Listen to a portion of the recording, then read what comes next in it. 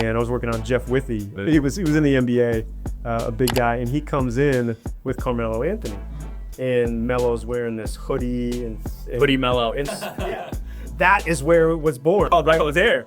It's sweatpants tucked into his socks, and me and Jeff are like, what is this guy doing? This is goofy. Like literally, like the next week, Hoodie Melo was the thing. All right, guys, we finally made it happen. Got Dave and Ness here today. It's been a year we've been trying to do this, right? And we have been going back and forth on Instagram messages and just trying to schedule, and it's been my fault to traveling too much. You're good, man. I'm very pumped for this. As a huge basketball fan, you've trained some of the best. Over 150 clients now, right? Yeah. That's impressive. Who was the first big client for you? You know, the first big client was an interesting one. So he was a high school player, and my friend coached in the Bay Area, Archbishop Mitty. He's like, hey, I've got this stud player. He's going to be a top 10 draft pick when he goes into the NBA. Do you want to come work him out? And I was doing basketball camps at the time. I just got done playing overseas. My overseas playing was more like a Will Ferrell semi-pro league than it was an actual, like close to the NBA. So I'm like, yeah, of course, I want to get into NBA training. And I go up there, and I had this moment of just not feeling like I was able to do this. Kind of like a Confidence? yeah, just a confidence of imposter syndrome, really, man. And I walk out. I don't do it. I don't go work this guy out. My friend's like, hey, we're going back there tomorrow. We're going to film this thing. We're going to send it out to agents and NBA teams.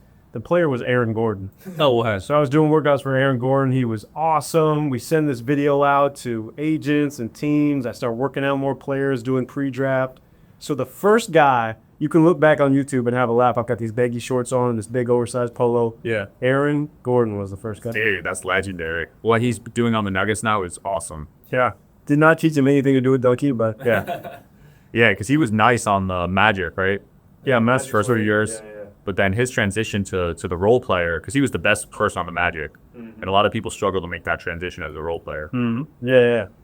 So, I mean, it's kind of transferred from there of training NBA players individually led to coaching with the Brooklyn Nets. Mm-hmm. Now, it's an interesting dynamic coaching with a team. Most people think like that's the ultimate. Mm-hmm. But, I mean, it is and it isn't. If you're with a good culture and great coaching staff, it is. But a lot of the players, you would think, like, they don't actually really want to work out. Mm. I like doing what I do now because the players will come to you. They seek you out instead of you trying to have to go drag them into the gym. Interesting. And it's one of the biggest difference makers, man. I have this thing I call it, literally, it's do I drag you to the gym or do you drag me? Is one of the first things in the first 10 minutes with a player I can tell if they have the potential to be great. Wow. So the story that I tell with that, I used to do NBA pre-draft. That's when the guys are coming out of college and they're getting ready for the pros. Mm-hmm. I did it for Wasserman Agency, so we'd have a lot of big names. But we had this guy who was kind of mid-level. He was a freshman from Kentucky. You know, he wasn't really hyped up. But the very first workout with these players, we try to crush their soul, like see what they're made out of, see how tenacious they are, and just put them through this killer workout. Most guys want to go back to the locker room or pass out on the floor. And this kid comes up to me afterwards, and he's like, when are we going tonight? Like, he wants more. Whoa.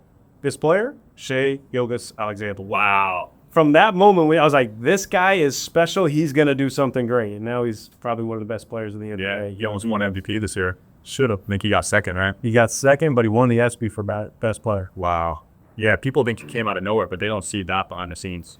And that's the thing. That's what's the cool thing about training NBA players. You see behind the scenes of, who actually loves training. And that like Domas Sabonis in 2020 when the world shut down, he came out to LA. All the gyms were shut down in LA. We found these like old little Jewish community centers and snuck in at 7 a.m. every morning. Yeah. But he's not posting that on social media, right? It's that type of differentiator that stands out a lot. I love it. You ever trained Kobe? No, man. I would love, but I've got some great Kobe stories. Oh, you do? I've got some great. I'd love to hear one of them. Let me give you this one. So first off, I'll give you two. I'll give you two to set the stage. So a buddy of mine was a head Nike marketing guy for 20 years. He's a guy who landed Kobe, landed LeBron, landed KD. He said KD, when they were landing KD, I mean, he's out in Baltimore, Under Armour's pitching him hard. They went out to Baltimore, rented this van, picked up chicken and iced tea, and went around with all his boys to all his old basketball gyms and just hooped. Was that KD's the chillest, just a pure hooper, right? Kobe. This episode of Digital Social Hour is brought to you by BetterHelp. Making it easy and affordable to access online therapy, give it a try at betterhelp.com/DSH and get on your way to being your best self. The holidays are a tricky time of the year for a lot of people, and I like to stay cozy and warm at home with my favorite movies and a warm blanket and also some BetterHelp. With a lot of time to reflect during the winter months, therapy is a great way to embrace what's on our mind and find comfort that doesn't leave us, even as the holidays fade away. Even if you've never tried therapy or always wondered about its effects, BetterHelp's online therapy option can be a helpful tool to learn about positive coping mechanisms and set boundaries that will aid you in years and events to come. It doesn't just take trauma to make therapy worthwhile, as we want to empower everyone to be the best version of themselves. If you're thinking about therapy, give BetterHelp a try with its online platform designed to be convenient and suited to your schedule. All you have to do is fill out a brief questionnaire to get matched with a licensed therapist with the freedom to switch therapists anytime for no additional charge. Find peace and comfort this December with BetterHelp. Visit betterhelp.com/DSH today to get 10% off your first month. That's BetterHelp, HELP.com/DSH.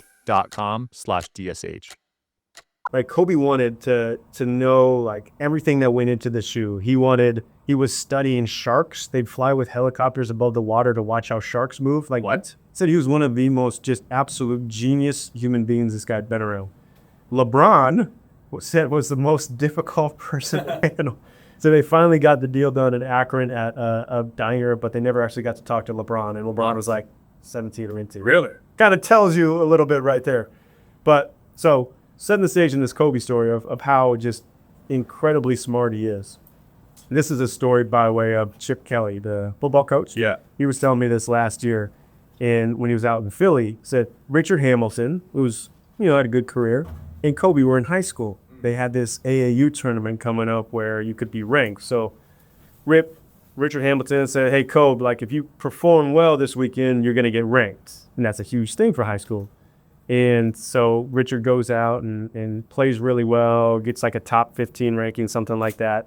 And Kobe, 15 years old, shot every shot with his left hand that weekend. What? With his left hand. And Rip was like, Kobe, what are you doing? You just blew this opportunity. And Kobe said, no. And here's the difference between me and you. You want to be the best in this class. I want to be the best of all time. Wow. At that age, to have that kind of 15. vision and self-awareness. Dude, that's legendary. So he wanted the heat so he could be motivated more. Yeah. And I think he's the greatest mindset coach that doesn't get credit for being a mindset coach. There's I don't even know if I'm able to say this, but I know somebody has collected all of the Kobe mindset and they're going to put it out. It's going to be a book. Well, Kobe. It's going to be amazing. That's awesome. Yeah, that needs to be studied for athletes growing up. Well, with my athletes, I send them on Instagram. You'll find the right ones. Yeah. I send them just a lot of those type of quotes right there. Yeah, he doesn't get credit for the mindset stuff, right? No. And I feel like players these days, I don't know if it's because of social media, but it's not as prevalent. Yeah. Yeah, I mean. Dude, they're amazing. Yeah. Amazing. There's a lot of, I get it, because there's a lot of social media trolls now. So these players are coming home after a bad game, and D'Angelo Russell hops on Twitter, and people are shitting on it. It's crazy. Like, one of the biggest things that coaches struggle with in the NBA nowadays is halftime with players getting on social media. Don't you think that just sounds crazy? But every team, the players get on social media. My boy Chauncey Billups just put something out on a podcast, I think like 2 days ago. Yeah. Said one of his players, they were 18 points down at halftime, but he caught his player posting a dunk of his in the first half, but they were down. You can't wait 20 minutes? It's crazy. But that's also the thing of like, that's a differentiator in mindset too, of if you look on social media at halftime, it's either going to, it's probably not going to do you any good, but it can do you a big detriment. Yeah, for sure. It's all how you, I guess, interpret it, right? When you were with the Nets, what year was that? 2015, 2016. Was that when Ben Simmons was there?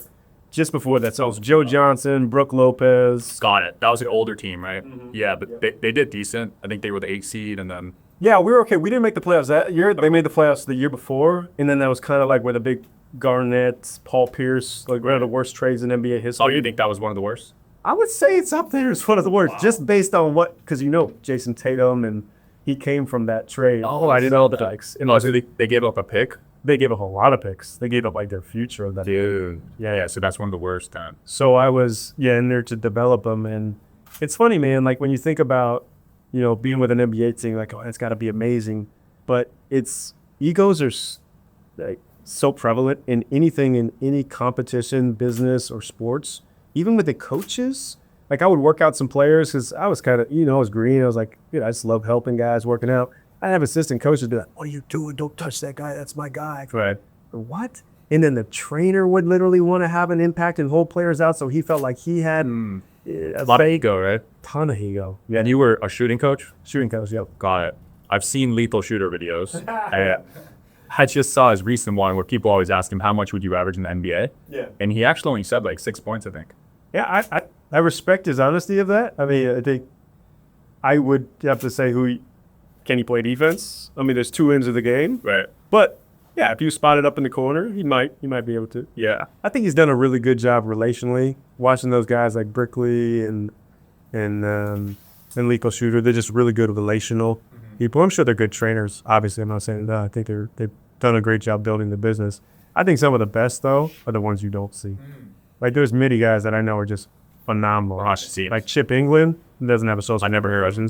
He's the guy who built Kawhi, Tony Parker. Wow. He was a secret for the Spurs. He's now with the Thunder. Like, probably the best shooting coach there is. Wow. And now the Thunder are killing it. So, yeah, there's something there. Holy crap. Yeah, I see Chris Brickley everywhere. That guy's kind of revolutionized the space, right? Yeah. Was he the first kind of social media trainer? I think so. I think he's the first big one, right? I remember doing a workout in Beverly Hills High School, and I was working on Jeff Withey. He was in the NBA, a big guy, and he comes in with Carmelo Anthony, and Melo's wearing this hoodie and Hoodie Melo. That is where it was born. Oh, right over there. It's sweatpants tucked into his socks, and me and Jeff are like, what is this guy doing? This is goofy. Like, literally, like the next week, Hoodie Melo was a thing. He didn't want to be recognized, right? That's why he did it? Yeah. That was funny. Yeah, that was a viral meme. Yeah, and I think that's kind of one of the things that sparked Chris, but he's just, he's got his spot in New York, and he's if you're good, the main thing I see with trainers is if you can garner a player's trust, you probably can train them. Right. It's all about trust. Do they trust you with their livelihood? Yeah, that's important. How's Mark Cuban's jump shot? I worked with him on court. I worked with him on court, before the Dallas Mavericks game, unknowing that it was him. Oh, what? Yeah, so Shark Tank wasn't big at the time. Oh. And I didn't know Mark Cuban. He was kind of just Shark Tank was coming out. He gave me his business card afterwards. Obviously, I'd looked at it, and then like, oh my gosh, this is Mark Cuban. He owns the Mavericks. And I emailed him the day after just thanking him. And he got back to me in like 2 minutes. Wow. So it's like, I tell that story in talks a lot of the power of serving people without expecting anything in return. Like, I was just helping this guy with a jump shot because he wanted to work on his jump shot. Right. And then it certainly comes back to like, hey, he's a friend. I'll send him business ideas. He's never said yes to one yet, but. He said no to me too. I've sent him at least one, maybe two. But he has, I've heard, invested in like cold email outreach. Oh, I think he probably will. I mean, he takes them seriously. Yeah. Like, he used to send me back long responses. Now he's One point he just got $4 billion richer. So I think his time's a little more valuable these days. I was surprised when he sold. Yeah, I thought too. Yeah, I thought, because he's known for like being that guy at the Mavericks. Yeah. But I think he'll probably still be that guy, right? Yeah, he'll probably still have a hand in it. Probably is with them. They made a good run this year. Interesting. I thought they'd take it a little bit longer. I just thought their toughness was just next level. Yeah. But I mean, they must have just ran out of steam. I think they did. I really liked their centers, how they played with energy. Brought a little spotlight to the centers because the centers have been kind of. He goes like that, like DeAndre Jordan, and vertical spacing is what they call it. So they know that lob can come, it sucks in the side, then they have shooters. They kind of went away for a while. Right. But now they're kind of bringing that Dallas back, yeah. And now the centers have to shoot threes. Have to. Which is crazy. At least have to be a threat. Yeah. I mean, think about Horford. Like, when he came, that dude couldn't shoot a lick. Bam Adebayo, I saw him in his pre-draft workouts. Like, that dude couldn't shoot at all. Now he can shoot. Oh, my gosh. So the he's there, lights up. The development, like, it's crazy. And even LeBron's shooting threes now. Yep. Well, he's getting older, so he kind of has to, I think. But they just did a vote on the best player on the USA team yesterday, and he got 5 votes. He got the most votes. He got the vote of the best player? So far in the preseason games. I guess so. I mean, he's kind of brought him through down the wire, right? He's won 2 games single-handedly, Yeah. pretty much, the last minute. And What do you think about that? What do you think about USA versus the world, the development, like the vision of the future? That's scary. Everyone's catching up. I don't know if they'll win this year, dude. They had a couple close games already. It's not that given. Yeah. Well, what do you think about, like, I mean, you see the development in France. I mean, what's coming in Africa? Yeah. Like, you think that's I think it's a threat, dude. I mean, we have the most talent, obviously, but these countries just, like, the way they play with the synergy, because they've been playing together their whole lives, just, like, kind of competing with it. Yeah, and I think so too. A good friend of mine, BJ Armstrong, was a point guard with Jordan on that team. He's been over there. He's kind of a visionary thinker, and he's like, dude, you would not believe this, but there's guys walking around that look like Giannis, and they're starting to get into development programs. Like, they've gone up to Paris. That's why they've had the last 2 number 1 draft picks. Like, it's going to be more and more Giannis's like that. Wow. Dude, it's crazy. I get crazy videos on my Instagram. It's kind of random, but these guys in Africa are like pogo sticks, the way they jump. Yeah. I'm talking like a foot. Dude, I did a camp down there a long time ago, like 12 years ago. I did some camps in Kenya and Uganda, and I kid you not, they came down and from all over, no shoes on, like 7 foot tall. I have no idea how old they were, and they were just flying around. It's wild. Yeah. It's wild. That's nuts. It's scary for any short, unathletic white guys that ever. I think you got to probably be 6'6" now to make the league moving forward, and that's for any position. Well, hey, speaking on LeBron, who is the greatest of all time then? I think this is one of those fun. This is one of those fun debates you can go. I mean, both sides can go for days and days. I think LeBron still has a chance to get that title. What do you think puts him over the top? 1 or 2 more chips, and if he can win this gold medal and be the best player on the team. Yeah. Okay, 1 or 2 more, you think? Yeah. What do you think? Yeah, I think there's a camp that's never going to let him have it. Right. Right? I mean, I think it's an interesting thing, and I've got a little different take on it in terms of, like, Jordan came at a time when the NBA needed somebody to progress it forward. Right. Like, when it was really like nothing, and then it became hot. I mean, Nike played a big role in that. I mean, you can create a character, you can create a brand. Obviously, he's phenomenal. I would probably put him as the greatest, greatest change maker of all time in a sport. But I think pound for pound, skill set, and also the impact that he's had on the league, I think Steph Curry needs to be in that conversation. Think about this. The game wasn't shooting threes like they are today analytically. It was still throw the ball into the big man, and Steph changed that. And Steph, I mean, he literally took a team that was, terrible, turned them into a dynasty. They were bought, I think when he was a rookie or in first year, by Joe Lacob for like $450 million. Wow. They thought it was a crazy buy. They're valued at $7 billion now. Crap, so like 15x or 17x. I don't think there's a player that has done what Steph has done to transform an entire sport, which I don't think gets talked about as the greatest of all time. And skill set wise, tell me best shooter ever. I mean, is anybody better? Like, ball handling from the dribble to a shot, like, skill set wise, he's got to be right up there as the best of all time. Yeah, I never hear him in the debate. I'm not sure why. That's a valid point, though, what he's done. I think if he can get 1 or 2 more, he'll probably be, in that conversation way more. Like, he's at 4 now, right? I think so, yeah. And LeBron's at 4. So, yeah, he should be in it more. That is surprising. Yeah. Let's see how he does in this Olympic run. And let's see how he does without Clay, too. It's a good point. Because Clay was there the whole time. That's a good point. What do you think of Clay leaving? No, I mean, I guess he has to do it for a fresh start, as the media kind of just got way down on him. I mean, he's coming back from multiple injuries. The 2 worst, apparently. Burger House. Yeah. I mean, I think he still would have been a great asset, but maybe not to the capacity he was in his prime. Right. I don't think many people are still in their prime after, 14 years in the league, He didn't seem to want to embrace that bench role, that 6-man role. Yeah. Probably needs a fresh start. Yeah, we'll see. Where'd he go to? Dallas. Which makes it interesting, right? Whoa. There's a lot of ball-dominant players on that team. Yeah. Kyrie and Luka. Floor spacer. He doesn't need the ball. Right. Yeah, he's a catch-and-shoot guy anyways. Yep. Okay, so they might make a run again this year. I would assume so. Damn. I would assume. I'm putting money on my uncle's Sixers. If Embiid can stay healthy, they made some good offseason moves. If Embiid can stay healthy, Who'd they pick up? Paul George, and they got Caleb Martin, who's a tough-nosed defender from Miami. Obviously, they got Tyrese Maxey signed again. They got a couple other role players. They got big three. Yeah, they can beat the Celtics with that squad, I think. If Paul George stays healthy. I mean, it all comes down to health, but there's a lot of things in the NBA. Yeah. That are useful. Yeah, you wonder how many championships were won because the team stayed healthy, right? Yeah. That's funny you say that. I was with my uncle when they won the championship in 2019 with the Raptors over the Warriors, and they were coming back. Golden State was coming back, and then Clay blew it out. Same with LeBron on the was it the Cavs when Kyrie went out and kept Oh, yeah. I feel like they would have won that year with them. Probably right. Because the Warriors were so young that year. So, yeah, and staying healthy is super important. And that's why we're at Next Health Labs right here. Good little plug for them.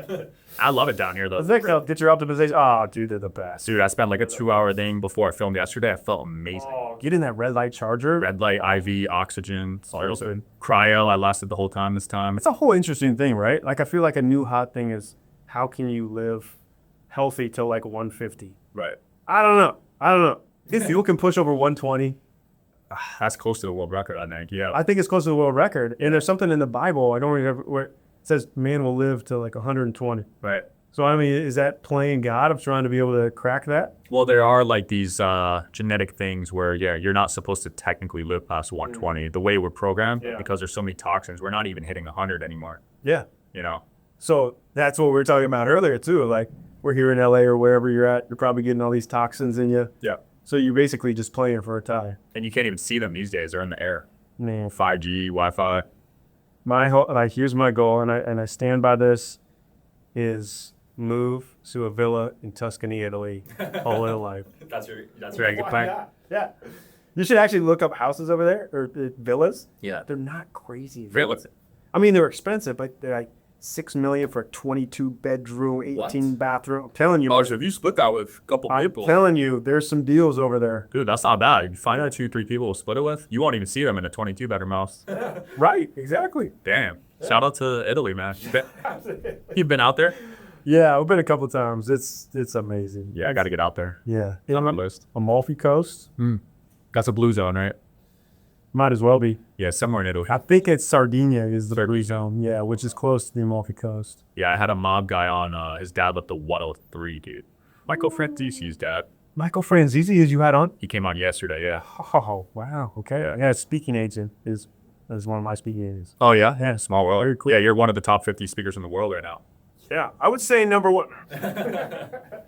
Okay, we'll go into that. You know, it's one of those things, like if you get on the list, you say that's the list. Some of these lists are losing their appeal, man. Yeah. Like, I used to, when someone said they got on Forbes from like 5 years ago. Oh, bro. Wow. Any list, like even like as being an author, you see the behind the scenes of it. Like, there's so many things that are pay for play that you haven't, like, or it's hardly anything's pure anymore. In life, I think there's always some initiative in the background, or if you're trying to get on a list, it's my favorite one is when people post their picture in Times Square where it goes on the big jumbo board and they're standing there at perfect time. I'm like, wait, you just randomly knew that they were going to post it for you? Like, you're not fooling anybody. Dude, I've done that photo and I got the billboard for free. It's not even. Oh, you did? That's amazing. Yeah, but it's not even like a big, like, people think it's a huge deal. You know what I mean? To get Is on it just that. like a second that goes by? You could pay $1,000 for that. Yeah. Oh, all right. You know, cool picture. Yeah, no, it's definitely a flex. Like, it's like the normal person would see that, and I posted on Instagram and got a ton of engagement, but I got it for free. I mean, it's not that expensive. There's a lot of things like that, you know. Forbes 30 under 30, I used to really care about. Is that one thing to do? See, I mean, You could pay to get on that. I know people that have done it. if I'm 37, can I still get? There's a 40 under 40. I wanted the 30 under 30. Yeah, I feel like that's the best one. No, Like there's 20 under 20, but who cares about that? Yeah. And then 40 under 40, you're kind of you kind of midlife crisis. Yeah. 30 under 30, like you still have potential, dude. Yeah. That's That's funny. Anything you're trying to achieve though that you haven't yet? I think a lot of things. Love that mindset. Man, I just kind of like trying new things, trying to conquer new areas, you know, NBA coaching and speaking and writing books. I want to, my wife's in the acting and producing space. Now, I'm not going to say, hey, I'm going to drop everything and try to go act. I want to do some kind of thing in a show. I've got some ideas and some concepts that we're working on. Now, as you know, in LA, everybody and their cousin has a show they're developing. Yeah. So I say that with a grain of salt. That's another thing.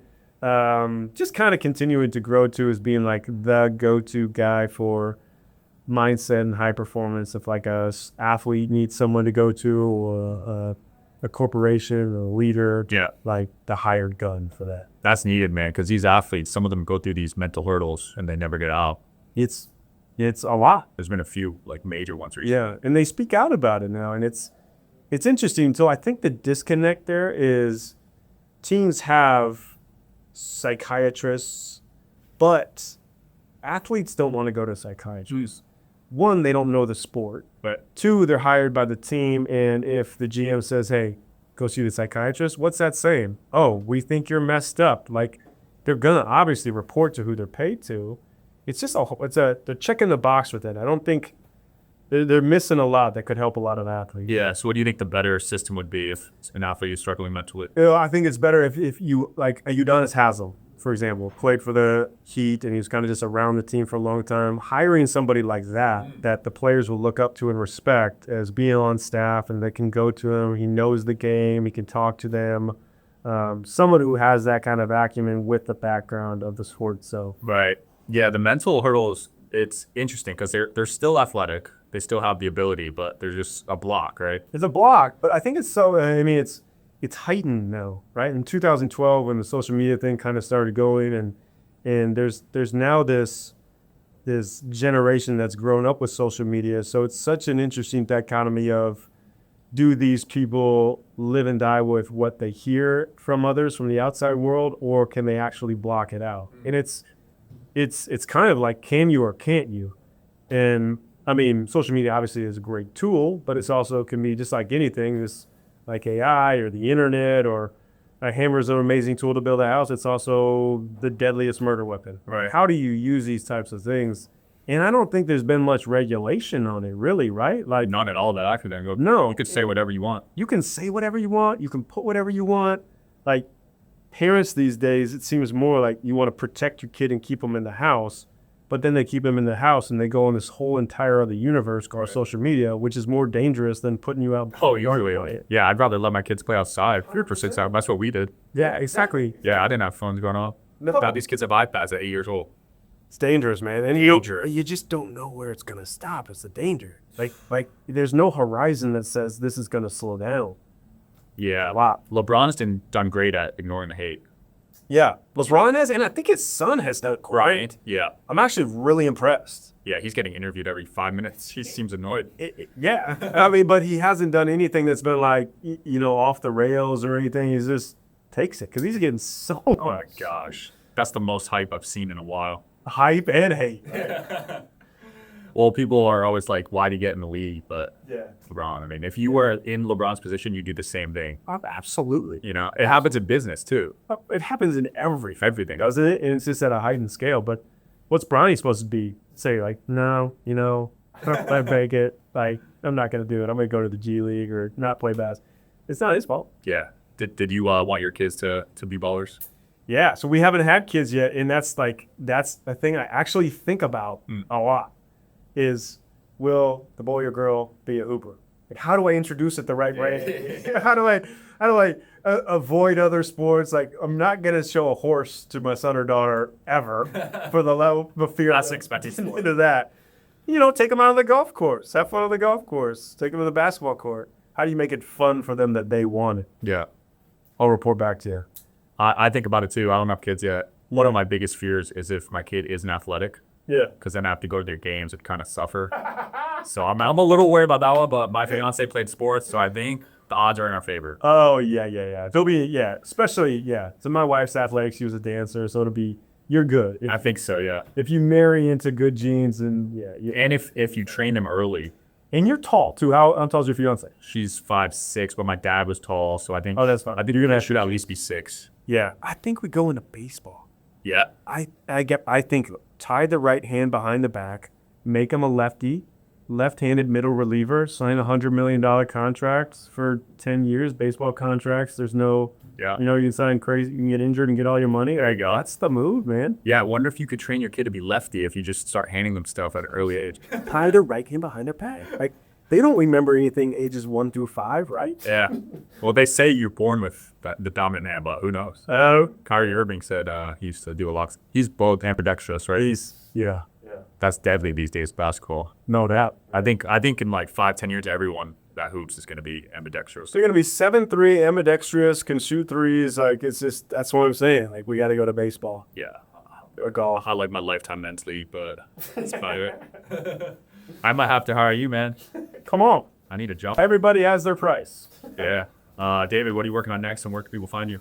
So big thing I'm working on next is I'm doing the most in-depth study on flow state that's ever been done. I'm working with some really high-level neuroscientists, and I've always been enamored by flow state in sports and anything. Like what it is, obviously, it's getting into your zone, basically, into, effortless effort. And Mihai Csikszentmihalyi kind of introduced it in 1984, had the book, Flow. Stephen Kotler took it another level with his 22 cues of flow, but there's never been anything that said, here's a formula to actually tap into flow and stay in it longer. Now, I've interviewed a lot of athletes, and I'll ask them, like, have you been in the flow state? Most of them said, yeah. They'll describe that feeling, and then I'll ask them, how did you get into it? They have no idea. There has to be a way. So we think we have, we're calling it the flow code. We're doing some testing. It's like actually a scientifically accredited study. So I'll report back to you in like 4 to 5 months, see how the findings were, doing the brain QEEG where it shows the levels. But the difference in it is, everybody talks now about like, serotonin and dopamine and training those mental acuities. It's training the brain waves. There's 5 main brain waves like the alpha, beta, low gamma, how to actually upregulate them and downregulate them. And that's what the formula will do. So I think it's going to be groundbreaking. Report back to you on that. That's a big thing that I'm working on. Can't wait to see that, man. Yeah, we'll put you in the flow code. Dude, I used to be a runner, and runner's high is... That's it. You tap it in. Yeah, but I could never figure out how to get there. But once a month or whatever, I'll get there and it feel like... Same thing with shooting. I just shoot, and then you black out, baby. Yeah. But there's something going on in the brain. Has to be a way to tap it, trigger it. And I know there's, novelty factor where you do something so many times, the habit just becomes nuanced and subconscious. Like there's a way to do it. So, BabenNurse.com, BabenNurse MBA on social media. Big new podcast with Dr. Daniel Amen coming out, the doctor and the nurse. Perfect. All that below, man. Thanks for coming on. Doing awesome. Yeah, thanks for watching, guys, and see you tomorrow.